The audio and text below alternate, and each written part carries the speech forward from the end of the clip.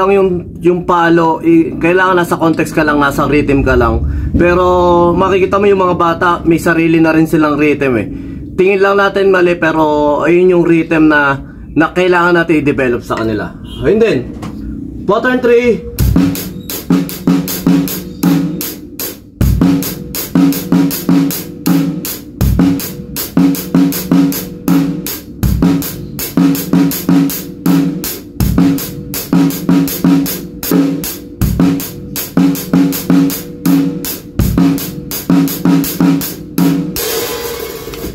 Next pattern, pattern 4.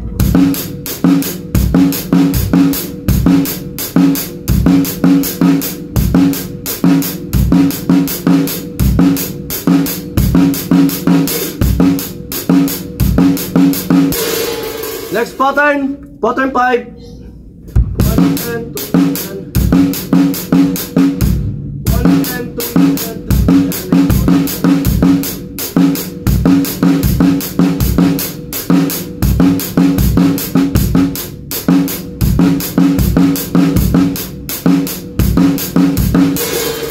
Basic pattern lang to na pwede natin practicein o daanan para ma-explore din natin konti. Okay, pasadaan natin siya ng 2 verse 2 verse.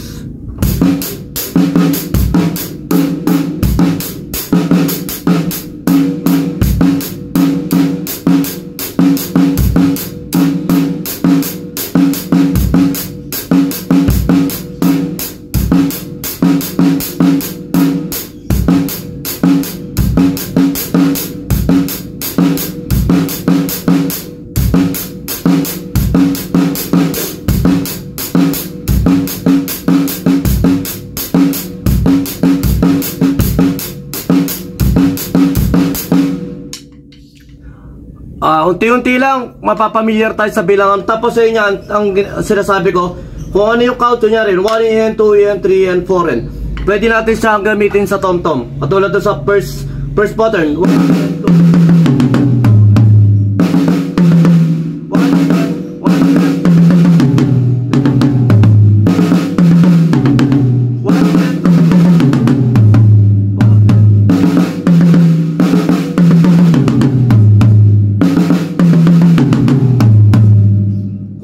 Pattern sa hi-hat, pwede natin siyang i-distribute sa floor tom para meron tayong pattern. Oh.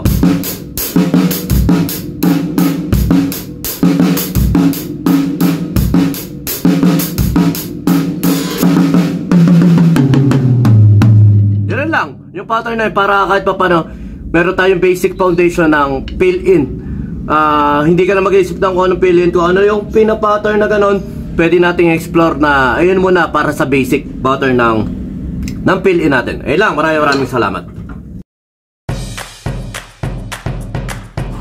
B-Jam Lights and Sounds. Yun mga boss, baka may mga upcoming events kayo na parating dyan gaya ng binyag, kasal, debut, at kahit anong okasyon na kailangan nyo ng banda, acoustic band, full band, sequencer, meron po kami at kaya po namin kayong matulungan sa mga paghahanap nyo sa mga pangailangan nyo sa inyong okasyon. At ayun, maraming salamat sa mga tropa natin syempre na nag-share, nagla-like at nagsusubscribe sa atin sa ating YouTube channel. At saka maraming salamat syempre sa mga boss natin na patuloy na nag-hire sa atin. Maraming salamat po ulit.